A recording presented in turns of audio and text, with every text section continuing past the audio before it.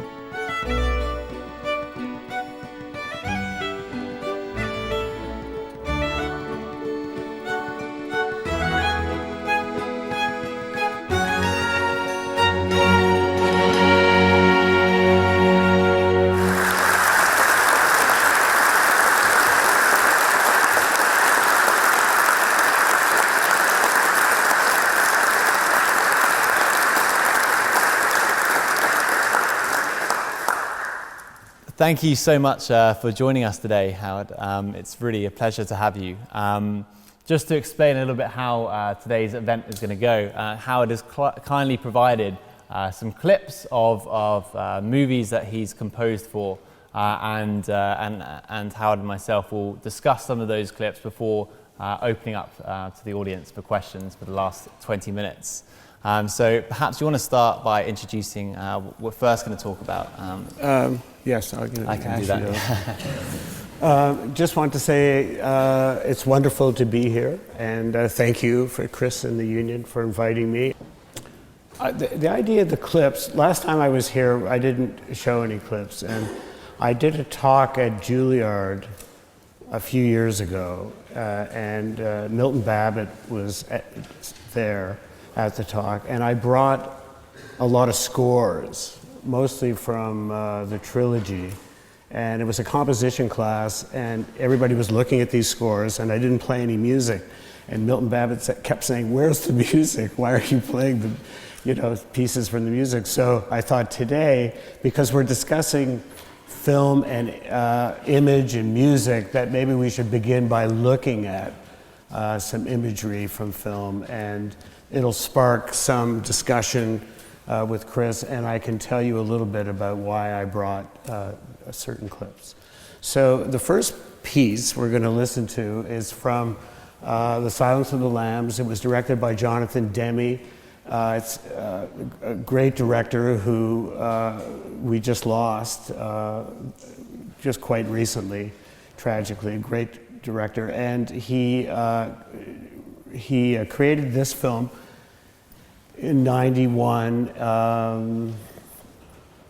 We're going to watch a piece from the end of it, near the end of the film. So let's have a look.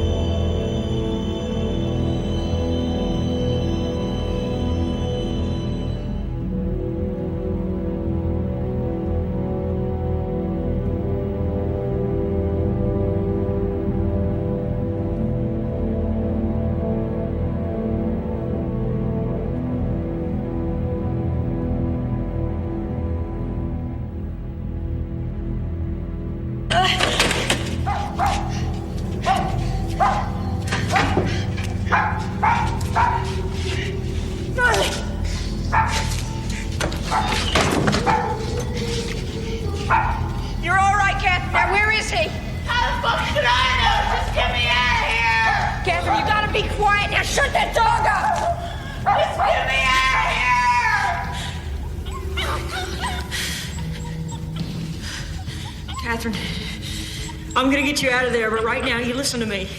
I've gotta leave this room. I'll be right back. No! Don't you leave me here, you fucking bitch! No! Don't you leave me here! This guy's fucking crazy! Please! I gotta get out of here! Catherine!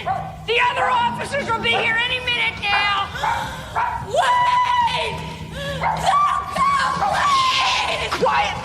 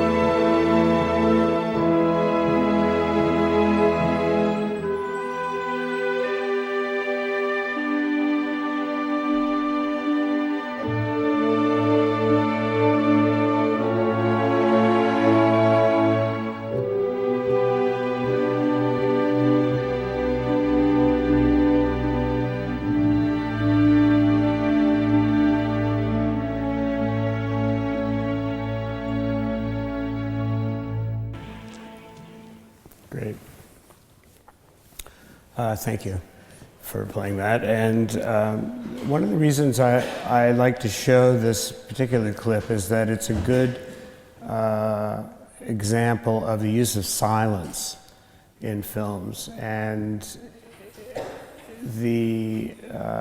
which can be very important. And the spotting of the movie. The spotting of the movie is the relationship of the composer and the director in discussing where music will be used in the film, how it will be used, do the images require a certain type of composition. So it's really an important meeting of minds, the spotting. And with Jonathan Demme, one of the things that he mentioned to me early on in that process was that for this type of genre movies like Silence of the Lambs, which was a genre movie, it became an Academy Award-winning film. It won 5 Oscars at the time. But it could have easily gone into the realm of genre. But one of the things Jonathan did with the music was to have me express the ideas inherent in Clarice Starling's character, which is the Jodie Foster character. It was kind of important to think of music in film as essentially, film music is essentially about point of view. You could take one character in the scene and write to them.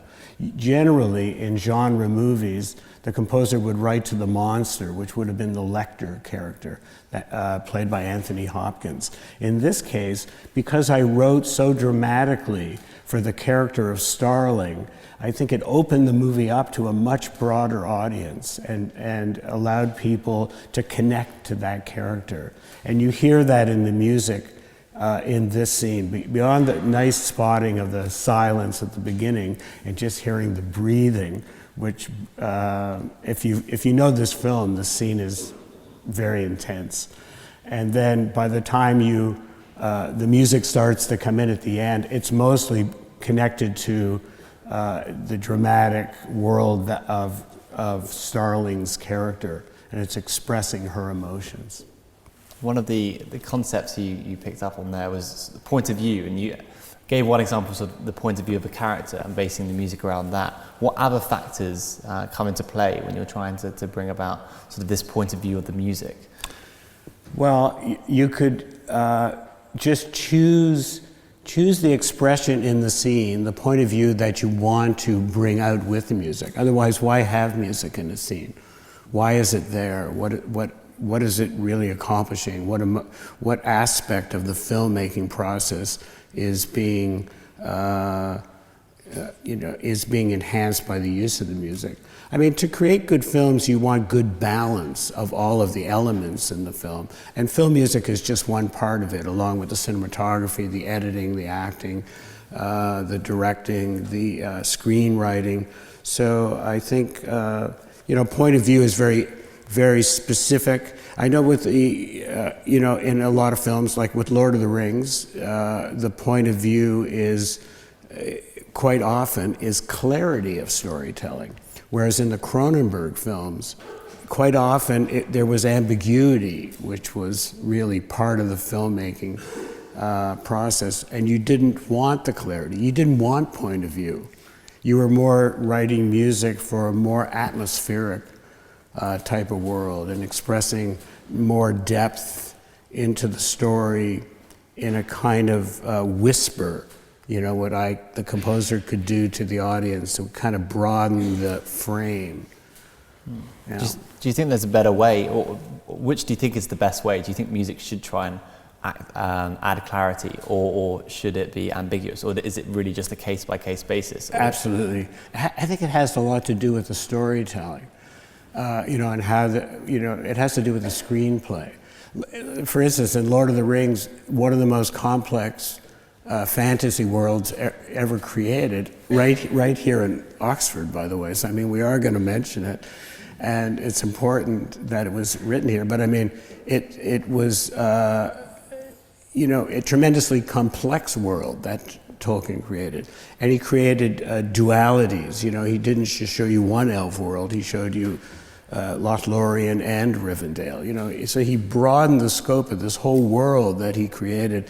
So for telling that story on the screen required clarity. But if you took a film like William Burroughs' Naked Lunch,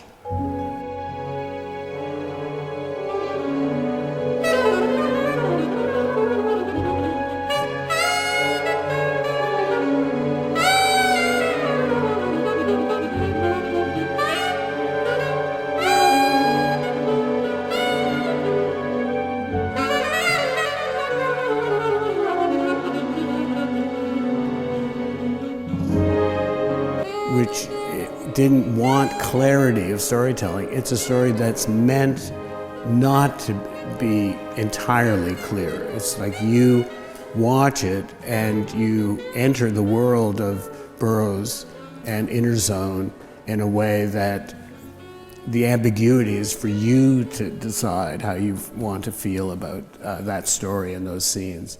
And also Burroughs used a type of technique when he created the film. You know, he, in his book, when writing the book, he used a cut-up technique where they would use snippets of of newspaper articles and magazine pieces and put them together and create stories. And so it's not a linear story, Naked Lunch, whereas Tolkien's work wants clarity and point of view. And these spotting sessions you mentioned, I assume that's where you and the director sit down and you decide whether the music should be adding clarity or be ambiguous. What is the role of the music? Exactly. Why is it there? There must be spotting sessions where you've sat down with the director and they said, this is how I want the music to add to the film, and you're like, no, that's not how it should work. Has that happened? Yes, it does, and that you could have friendly disagreements about the use of music. And even you could have disagreements about even how the music is placed in the film. You know, the sound of it and how it's mixed with the sound effects and things like that. And over time, I know working with David Cronenberg, the first film we did was The Brood, and there was a bus effect that it was just the sound of an idling bus. And I said to him at the time, it was the first film I'd worked on with him, so I wasn't really I didn't know him that well, but I said, why would you have the bus idling and not have the music play there? And he said, well, because it's, the bus is there, it's a big bus. And then later on, a few years later, he said to me, yeah, you were right, I shouldn't have had the bus idling. I should have just had the music. So I think, things evolve. It's an evolving art, film music. And how you work with directors also evolves,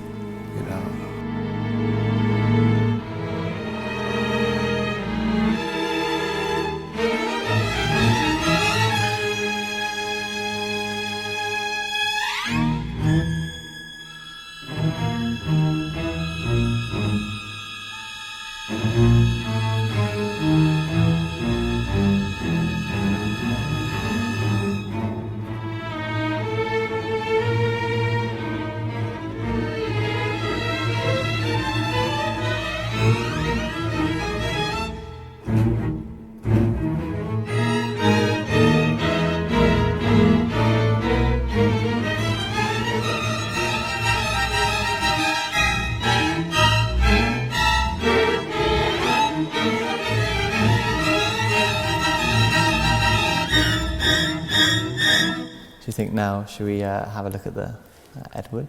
Well, yes. I want to play a bit of this film. It's called Ed Wood. It was directed by Tim Burton. But let's listen to a bit of Ed Wood.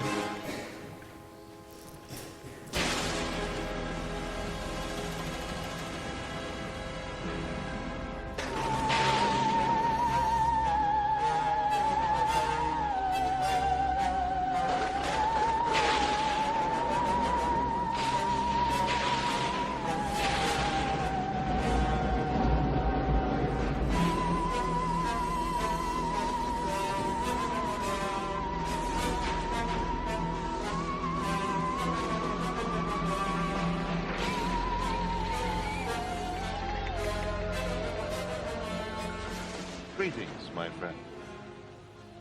You are interested in the unknown, the mysterious, the unexplainable. That is why you are here. And now, for the first time, we are bringing you the full story of what happened.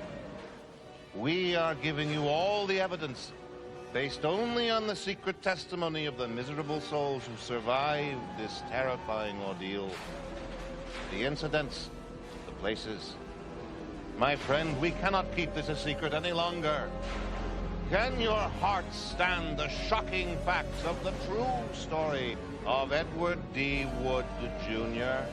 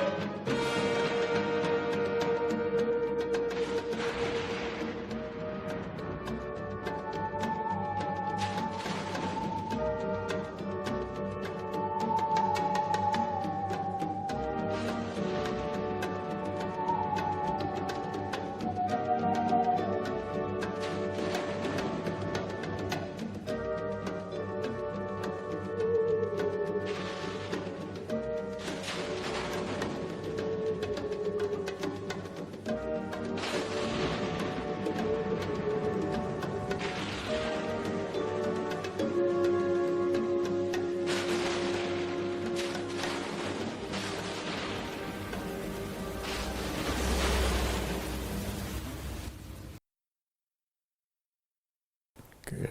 Okay. Lydia, thank you for being here. it's just wonderful to have you here. And the work that we did was recorded in London with the London Philharmonic. It used very little strings. I think there's maybe 8 or 9 string players. It's mostly woodwinds, brass, and percussion. And it was trying to evoke the sounds of this era in monster movies, you know, from the late 50s. And the Universal films were like kind of the greatest B movies of that era. Henry Mancini did quite a few of those films and was going to do the music for this film. I dedicated the music to him because a lot of it was inspired by his work, doing these Universal movies of that period. Obviously, one of the main features of that piece was the theremin, and it's not that common to have electronic music sort of coming into these film scores. Do you think it really adds a lot? What sort of context would you see them always? What makes you decide, this is where we need to add some electronic additions to the piece? Well, when the instrument was invented, the inventor worked with, his muse was Claire Rockmore. It was actually created as an instrument to play in concert with orchestras, and which she did, and she traveled a lot playing this new fantastic instrument. And it wasn't until the late 40s, the 50s, that in Hollywood, like Bernard Herrmann used it in The Day the Earth Stood Still, and Miklos Rozsa used it, and they were starting to use it for science fiction films. So I was evoking not the classical era of the theremin, which had a great creative period. What I was doing was evoking this science fiction period, of which Ed Wood was the director of this, that this film is illustrating I was creating music from that era using the theremin. But those two pieces that we've just listened to, they're both very different. How do you approach, and how do you put your mind into that frame that produces such different pieces but so effective? Yes. What's the process that you use? There is quite difference in the pieces that I write. It's true. And it's kind of the interest that I had. I think it had to do with my background in theater and repertory theater. And I mean, I love comedy, and I also loved writing serious music. So I can't really explain it all. I think what I do is I just try to immerse myself in the world, in this case, of Ed Wood. And it was a fun world to work in, because he was considered one of the worst directors ever to make movies in Hollywood. And so it was quite fun to work in his world, because whatever you did was fine. You could never make a mistake. And Tim Burton, a great director who created a lot of freedom to create this world. It was actually a lot of fun. So I think as a young writer, a composer, I just tried different. I put my pen to different tasks, whether it be serious films or films like Silence of the Lambs or Ed Wood. It was just a way to expand ideas in music and try different things. Ed Wood was recorded live, and I was interested in live recording, and so I tried to evoke the sound of that era. It was a fun thing to do.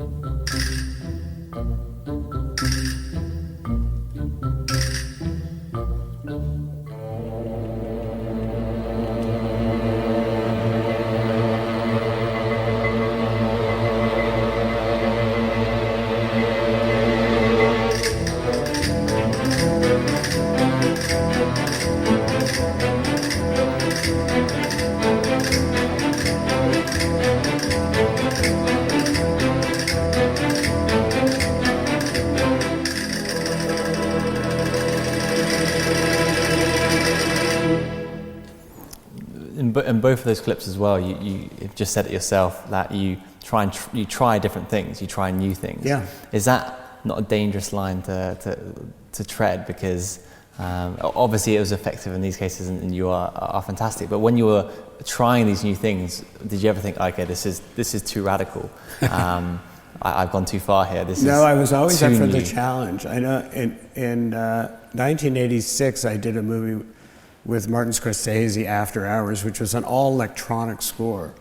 Didn't use any microphones. And I also recorded the David Cronenberg film, The Fly, with the London Phil. It was the first time I worked with the London Phil. And it's a big symphonic, epic type of score. And also did the music to the film Big with Penny Marshall and Tom Hanks in Hollywood. So, I mean, I was really interested. Film just opened up a world of music to me. And I was willing and able to try a lot of different things, and it was interest to me. Like with film, recording the music to Big, it was a way to go back into the world of Hollywood. And I went to Alfred Newman's studio and, tried to capture that Hollywood sound, if you will. Ed Wood, I'm trying to capture another period in Hollywood, late 50s science fiction.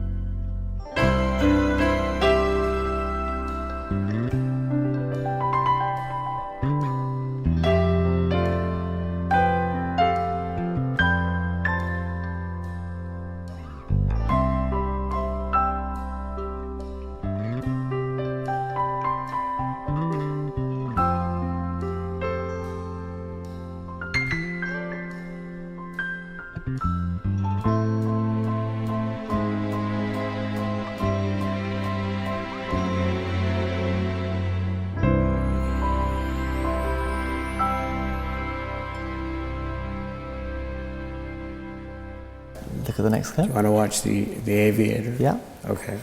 We're going to show you a piece from The Aviator. This is directed by Martin Scorsese.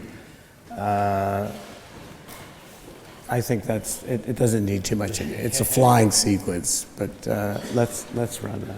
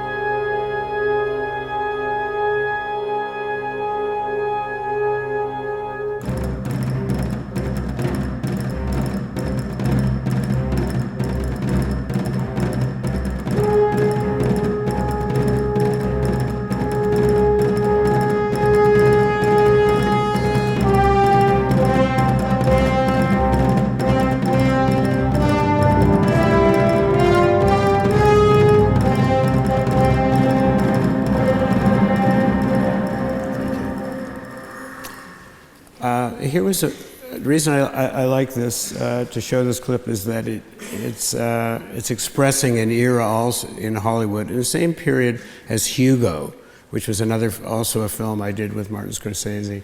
It's right around the turn between silent film and what we call music with sound, talkies. And there was 35 years of silent film, and there was a lot of music created for silent film as it was being played in movie houses. And this period of The Aviator is right on the cusp of that. So what I was trying to do here was to create the sound of early Hollywood. And it was recorded in Leuven, Belgium by the Flemish Radio Orchestra. And the reason I recorded it there was that I was looking for a certain sound of Europe, which was the sound of Hollywood in the 1930s, of the immigration of so many European musicians into Hollywood, and that played in these studio orchestras. And so I had to go to Belgium really to find that particular sound.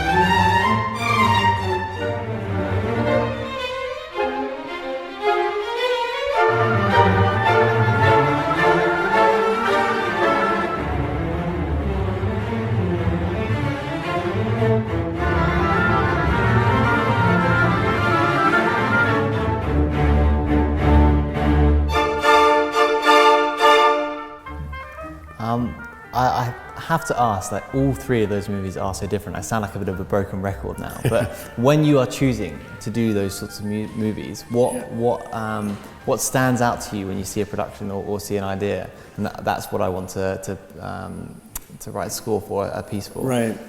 Well, I know, like, with the case of all the Scorsese films are very interesting to work on because he's so detailed. He goes into such depth into the storytelling, and to work on a film with him is really an honor. I mean, it's just he has a great history of filmmaking.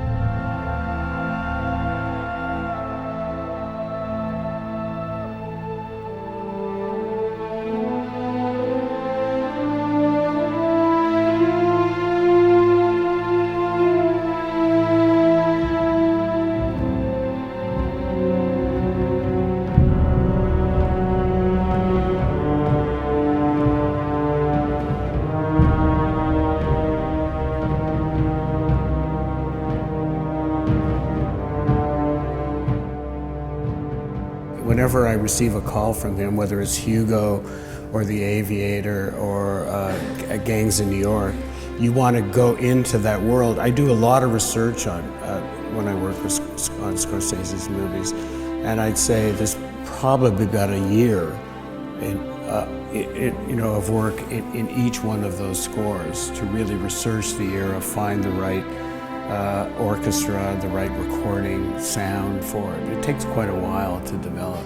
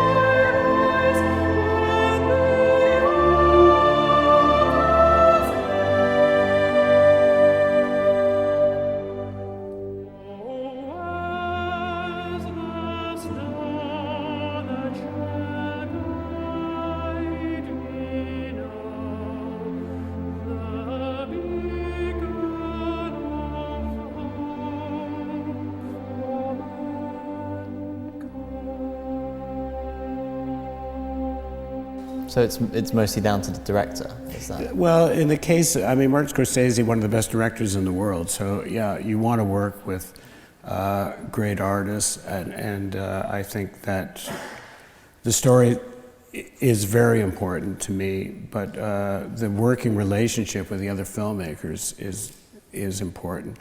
There has to be generosity, and there has to be filmmaking, egalitarian type of filmmaking. And when you're writing these films, is there how much collaboration is there with other people? Do you have a team at all that sort of you work with, and they give you ideas, or is this really a sole project for you? You mean as a composer? Yeah, as a composer. Yeah. No, it's me with a pencil. I write with a pencil. It's kind of a lonely task, you know. But it's really me just looking at the story, and I love reading, so I love to do a lot of research when I'm working on a historical film, and then I start creating. I work compositionally in harmony and counterpoint, the real basics of music. I don't orchestrate until I finish the composition, and then I start to go into orchestration.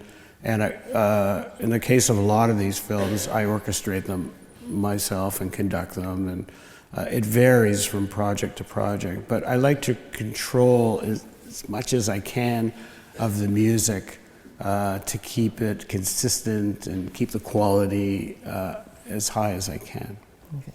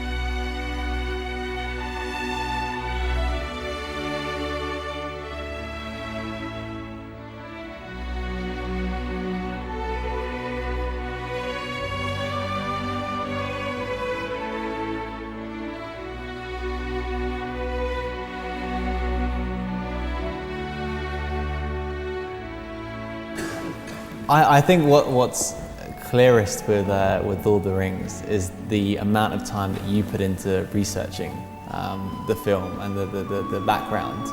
I know that you read the books before you started composing. Yeah. And I think the clearest example is the fact that you managed to get Elvish into lyrics, into your composition. How far did the research go? How much time did you spend?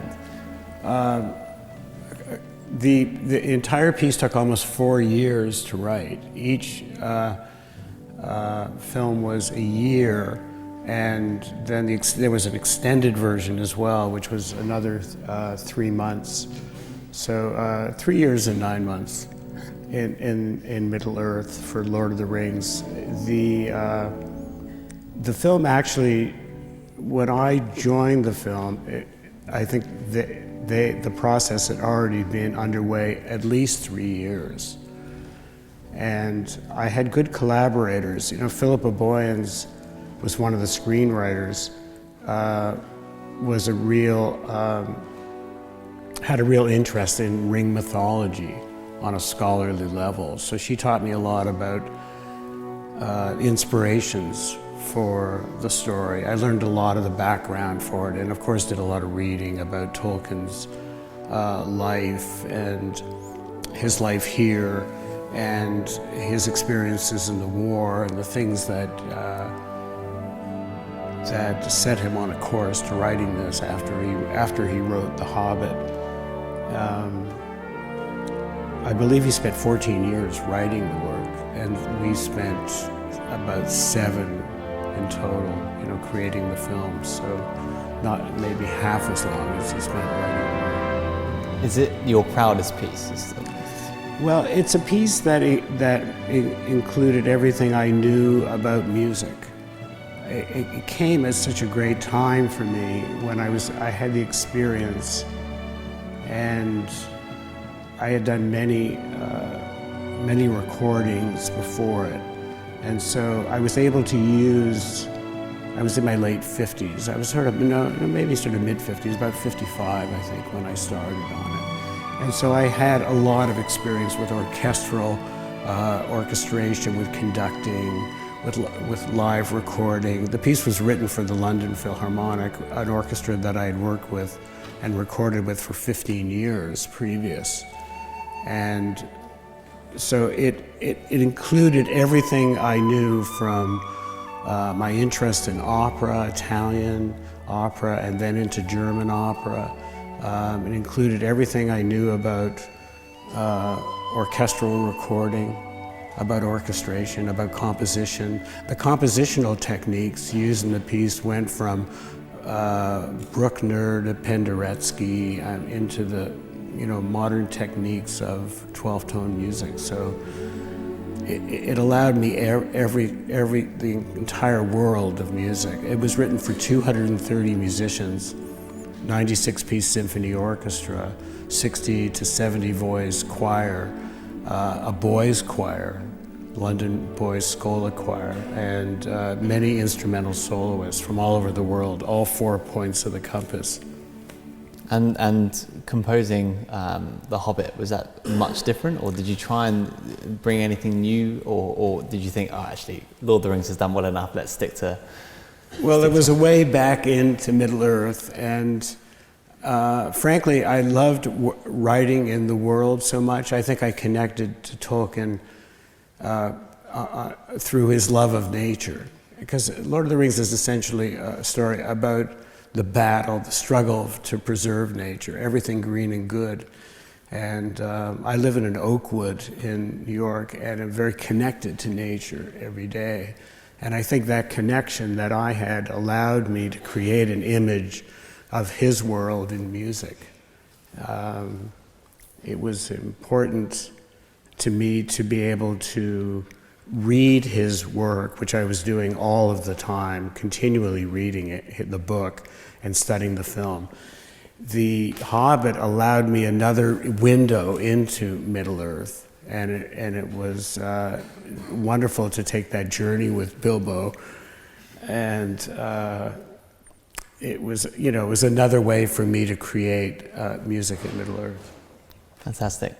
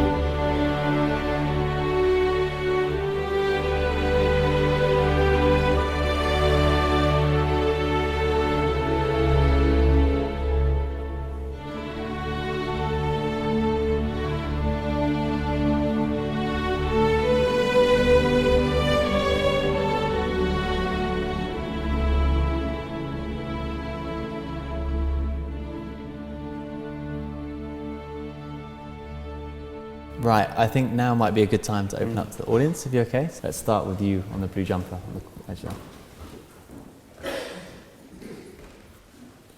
Hello, thank you for coming. You've just said that you like to control as much of the music as possible for it to be consistent. Go closer. And there's a scene in Twin Towers where Sam gives this speech after the Nazgul come and attack. And there's a sound there when Sam says, there's some good in this world and it's worth fighting for. And at that point, Gollum looks up. And there's a musical sound that's played at that point. And from the appendices, that's Peter's suggestion. And he describes his kind of filmmaking as furiously laying the tracks as the train rumbles along behind.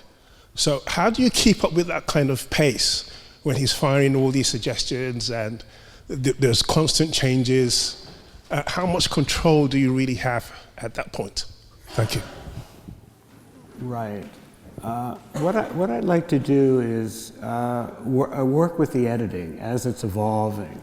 There was a time in filmmaking when it was slower, when you were working with 35 millimeter film and you were working on Steenbecks and Chems and Moviolas, and things took longer to edit and to create the film.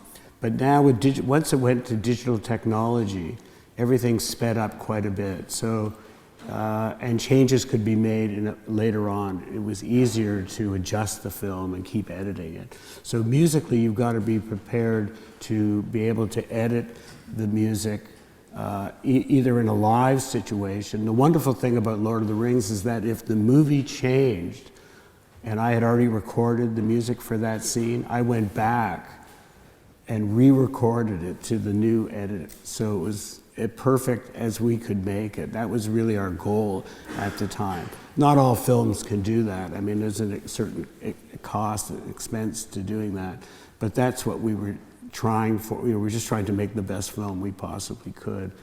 But there is a technique of editing, that you'll have to do with music as you're recording it for film to keep up with the pace. Great, thank you.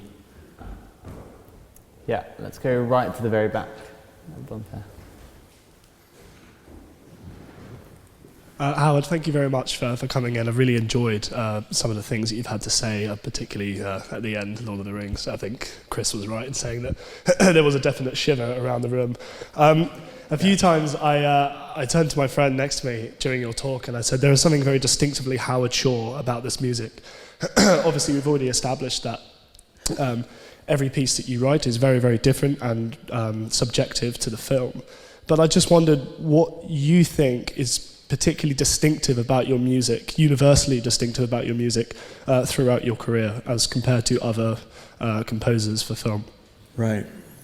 I think it might have something to do with the technique that I use for composition.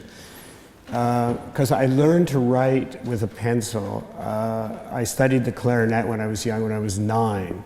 And the teacher that I had, his name was Morris Weinswag, and his brother was John Weinswag, who was one of the best composers in Canada in the 20th century. I didn't know that. I was just this youngster trying to learn this clarinet. But his brother thought the young clarinet player should learn harmony and counterpoint at a very early age. So he got me writing, doing primer exercises when I was 9. And so eventually I studied all the woodwinds and piano and cello, but I put all the instruments away and just kept the pencil going. So I think, when I think of composition, I think it's a visual art.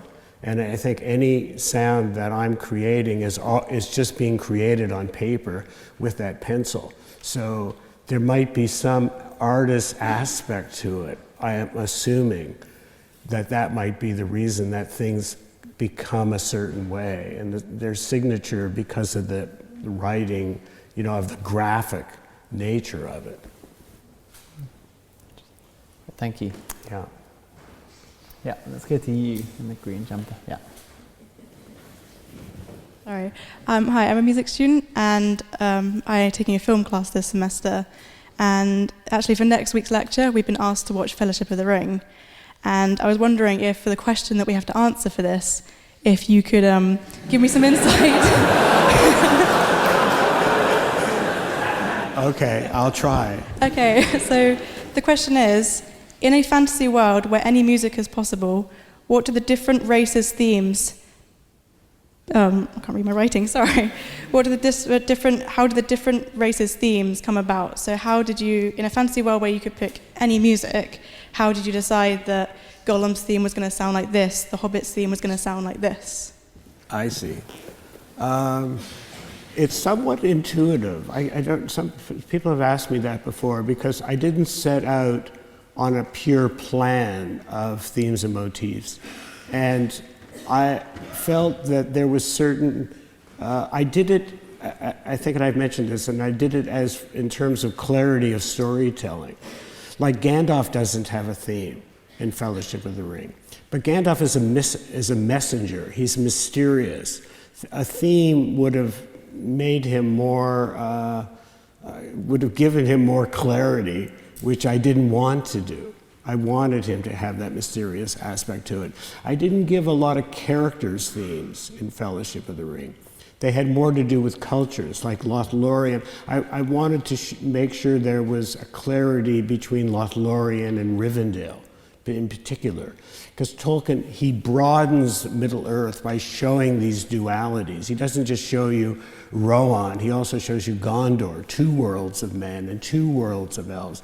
And this creates a broader spectrum to the entire world that he's creating. And so I needed to follow his technique, his method. And when I was doing, we did a concert in New York at Radio City Music Hall years ago, and I brought all Tolkien's papers from Marquette University to New York, and we put it in a library on the west side. And you could study how his creation evolved, and how he was studying phases of the moon, and the different seasons, and how the characters were relating to each other, and especially in Two Towers, how the Fellowship breaks at the end of Fellowship of the Ring, and in Two Towers they've gone on different routes, and you're following different paths that they've taken. The story's expanding, and I was trying to do that as well. So with the themes and motifs, it was just trying to provide clarity to the story for filmmaking purposes, so people would understand elves from Lothlorien, from Rivendell, and that's how I use the themes. And then I created some themes that were more used in a movie sense, like the Fellowship theme is a theme, that lasts for the entire world of the movie. I knew that I had to create some of those, or the world of the Shire, I had to create. So it had more to do with culture and probably objects, like swords and objects would have thematic ideas. Hope that was helpful for you. Great. Let's go you in the black jumper. Yeah. On the left. If you're interested in the music of the Lord of the Rings, Doug Adams, he's a Chicago author. He wrote a book called The Music of the Lord of the Rings Films. It's a good book, and I gave him access to my archive in New York. He came in, over a period of 9 years and wrote the book. I saved everything, but I didn't have good organization as I was writing. And part of the way that I developed thematic ideas was that I didn't necessarily always go back and look in my journal to how Gollum's theme was done. And then as I was at this point, way past that, years past that, I would always try to do things from memory, and that way I would change and evolve the thematic ideas. I would change the meter or the tempo, not always looking back. So there wasn't a grand plan, and the reason I mentioned Tolkien's papers is that we were doing the same thing, going step by step, trying to find our way through the story. Didn't have the grand plan to it. Yeah, John.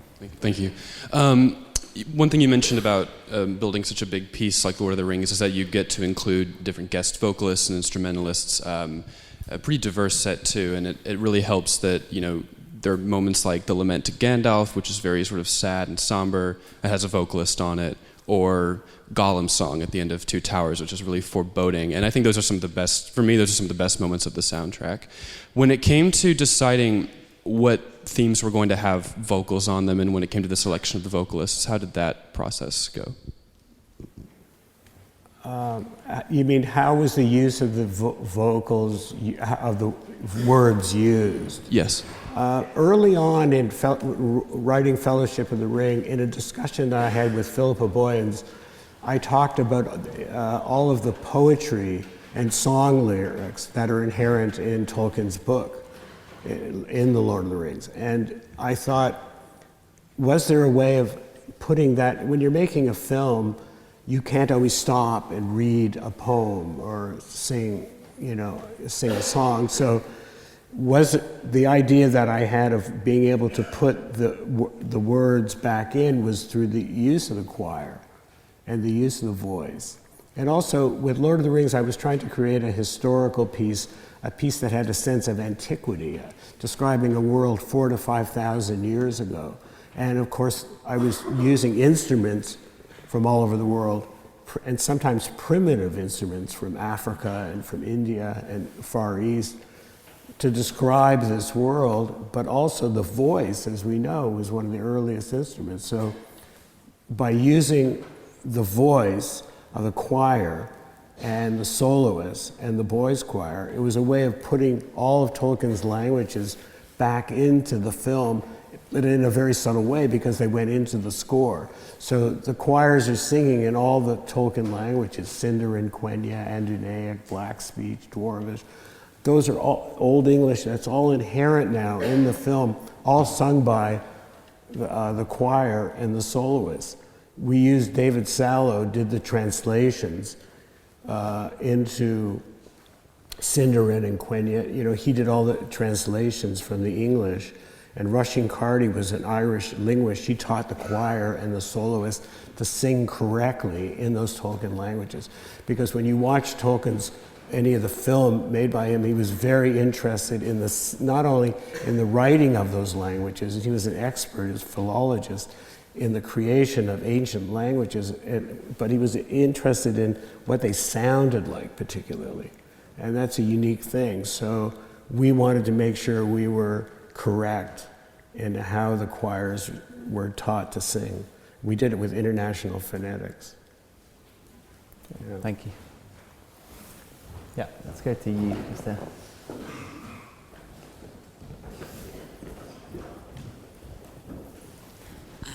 Hi. So when you're such a successful composer, especially when you write a work that's as much of a cultural milestone as Lord of the Rings, naturally there are a huge number of variations and arrangements of your works designed for bands and orchestras of all different levels, some of them very simplistic. You said earlier that when you're composing, you like to have a great deal of control over everything in the music.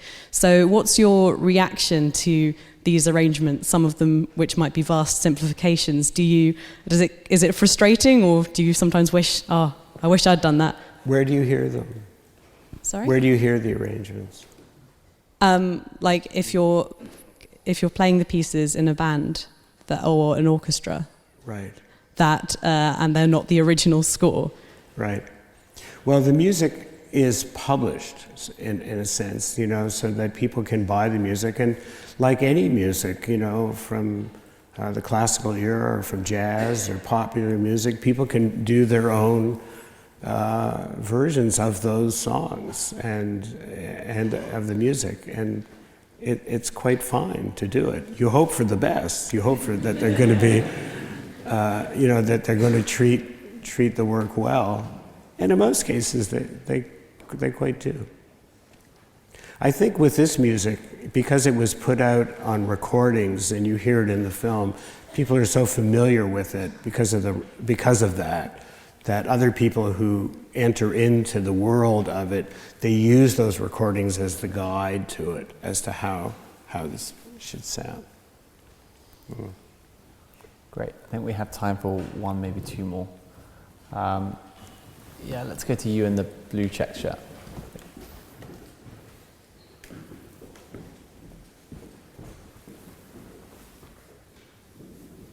Hello. So it's another question about the Lord of the Rings. I'm sorry. I noticed that in the extended version, in the scene of the beacons of Minas Tirith being lit, the chord sequence is different. So instead of culminated in like a major chord, it culminates in a minor chord and a different one. My question is, you changed that because you changed your mind, because, well, you thought maybe this is better, or maybe director requirements, or what happened there? Right. I'm not sure your question, but I can say that the work that I did was an evolving work, and it was something I worked on daily. So I did my own revisions if I felt that they required it. And I also mentioned earlier about themes and motifs that I didn't always look backwards. I was always going forward. So I was constantly changing and adjusting things. Yeah. That's part of the process, I think. Yeah. Okay. Let's have one more, I think. Yeah, you right in the very corner. Yeah. Thank you. So you spoke a lot about how your role is very collaborative, even though you compose alone. And I was just wondering, what do you think is the most important thing for a good collaborator to have? And what's the most irritating habit you've run into in directors? I don't know if I could answer that exactly, but I can tell you what you hope for is a great generosity, really, in the balance of the arts in filmmaking. So to make a film like Fellowship of the Ring and make a great film, you have to have complete greatness in all the areas of filmmaking, and so that the sum becomes greater than the parts. Everybody's working at their top, and the director is allowing the creation of all of these elements of the film. So if you hire somebody like Christopher Lee or Sean Astin, or to create characters, you want them to create it. It's the same thing working with a composer. You want to let the composer express his ideas as well as the actors. John Howe and Alan Lee, the great Tolkien illustrators, could express all their ideas with pencil. So you have everybody working on full cylinders, and the director just creating the best piece possible with all of his collaborators. Only then, I think, can you really make great work.